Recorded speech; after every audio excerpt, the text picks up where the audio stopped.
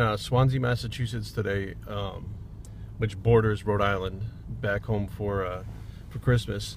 And today we're going to do something that we get some time to kind of go around, and we're actually going to retrace some of my childhood and some of the places that I've gone to and some of the places that I've talked about. And yeah, I thought it would be cool because I had a conversation with Jay Cutler not too long ago, and we were talking about videos. And I was like, yo, you know what my favorite video is that you've done? And he was like bench press this. And I said, he was laughing. I said, no. So the one when you're walking around your yard picking up dog shit. He just was like, what? I said, yeah, because it's real. I mean, it shows what you do on a daily basis in your life. And, you know, people can relate to that because I pick up my dog shit too. I mean, you're Mr. Olympia, and you're not like hiring someone to go pick up your dog shit, you know, because you're too good for that. Basically, you're just being you. So I thought that was really cool. And he was just like, that's kind of interesting. And that's what I've always liked about some of these videos. It's like a day in the life of. It's like, you know, how many times are you going to watch somebody friggin' bench press or do curls? Like, who gives a shit at this point? You know, there's millions of videos up, and it's just all the same shit. So like, so we pull out of the hotel, our first destination over here, well, not destination, but the first place we're going to see over here is going to come up on the left hand side. If you kind of pan over here to this red house, we'll slow down a little bit, there's nobody behind us, which is good. This red house right here that you see, that's kind of blocked up and stuff now with the big fence. It's kind of run down, it's kind of falling apart now. That's Joe Pacheco's house. If you guys remember Joe Pacheco, he was my friend then in 2009. I hadn't seen him in a long time, and life got in the way, my addiction problems got in the way, and I hadn't seen him for probably 15, 16, 17 years. And we, you know, reconnected, and we're hanging out and stuff. We're both going through some hard times, and Kari and I had just met at that point, and that was when I got the call that Joe had hung himself. He had a problem with alcohol, and he had some issues with his family. He was getting divorced from his wife, and you know, we spent some nights on the phone talking and complaining about the girlfriends, because I had split from my girlfriend at the time, and Joe he just had a baby boy. It was his 5th kid.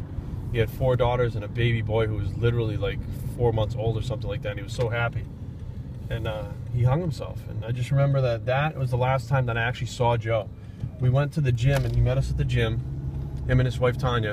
We worked out, and then we went home and changed, and then drove to that house over there and spent a few hours visiting with him and his family in that house. And, you know, the house actually belonged to his dad. I used to go there to pick him up every morning. And then we would drive down Route 6 at like 6:30 in the morning over into Fall River, Massachusetts, and train at J-Zach's gym when I was like 17, 18 years old. And like, that was my first introduction to powerlifting training, because he was actually a competitive powerlifter when he was younger. And he was actually my nutritionist when I first started getting into the competition stuff. When I left Gold's Gym, went to Daniel Chapter 1, I had met Joe, and that was, he was my sports nutritionist, my guy that was going to help me get huge. And we just hit it off so well. When I got there, we became good friends instead of client counselor type thing. And I wound up working there, and I wound up training with Joe and learning a lot from him, and he was one of my best friends. So it's just a sad, you know, this is part of what happens when I come back here that I try to explain to you guys, is I relive these bad memories. And this is one of the reasons why I try not to come back too often. Like, I miss people here, and I miss my friends, and I miss my family, but once I get back here, it doesn't take long for me to just want to leave. We are in Child Street in Warren, Rhode Island, which is like a main road where my school was on, and it runs into Somerset, Massachusetts. And if you pan straight over here to the right, you'll see that tan building with the truck underneath it. It's got like the stilts that it's on. And upstairs in that apartment that you see up there with those windows is where I used to buy my heroin. That's where I would go to buy my dope. Mitch and his girlfriend used to live there. He was a biker who actually turned out to be a very decent guy. Yeah, dope dealer's a decent guy, go figure. And we met through like a friend of a friend, and every morning I used to come over here. Sometimes at night I'd come over here, I'd give him a call, make sure he was around, and then there's like a side door over there, and I would run up there. And it's not like he was a big dealer, like he didn't sell a lot of shit all the time, but he, you know, was trying to fund his new motorcycle, his new Harley he was building through dealing dope. And man, I can't tell you how, like, I mean, it's right in the middle of this town, this small town. I mean, there's a business going on underneath it. You know, it's very unassuming, like you would never figure in the middle of little Rhode Island, Warren, Rhode Island, which is in the middle of nowhere, that there'd be a heroin dealer you know, slinging dope maybe less than a quarter of a mile away from the school. And that's just how bad drugs are. And I mean, if it's here, I'm sure, like, you know, I've never really lived anywhere else where I was involved in drugs, but I'm sure if it was easy to get here like that, and that's what was going on, that these other towns just be fucking awful. But, you know, coming back, and, you know, I've driven by it since then, but coming back to actually stand out here and talk about it and look at it, like, it brings up some pretty shitty memories, you know, like of feeling sick, and first thing in the morning, like the first thing you do, the ass crack of dawn when the sun comes up, you're looking to make sure that you got your dope for the rest of the day so you're not sick. And you didn't even sleep well the night before because you're all fucked up and detoxing.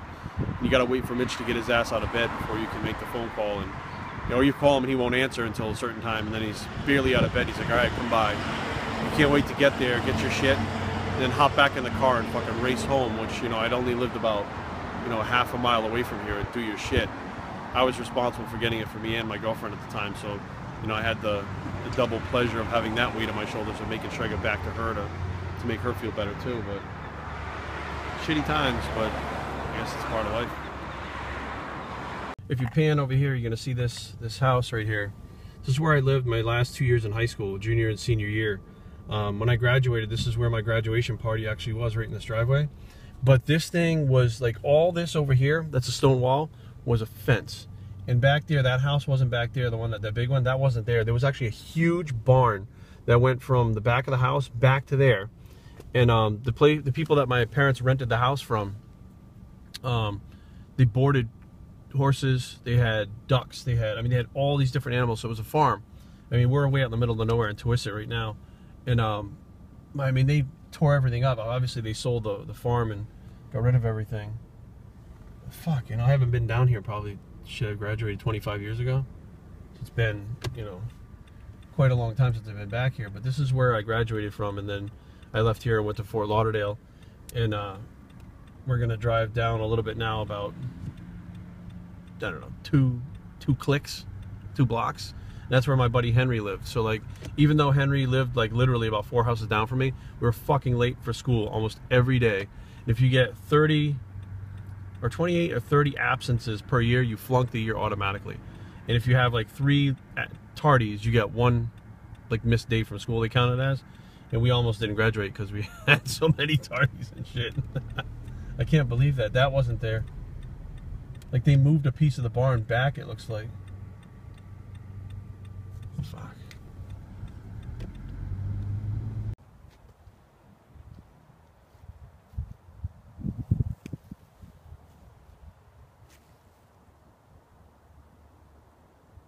This is the hardest part of this whole trip, is when I come back here and I see this. This is Christopher, this is my cousin. The one I've talked about in the videos and stuff. I wear his weightlifting belt.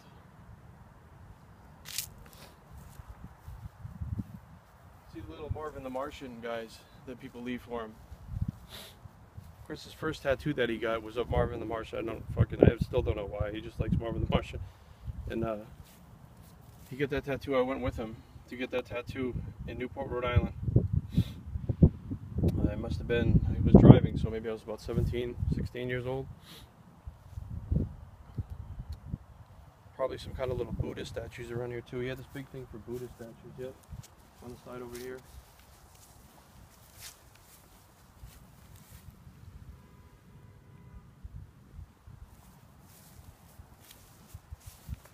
There's some more Marvin the Martian stuff.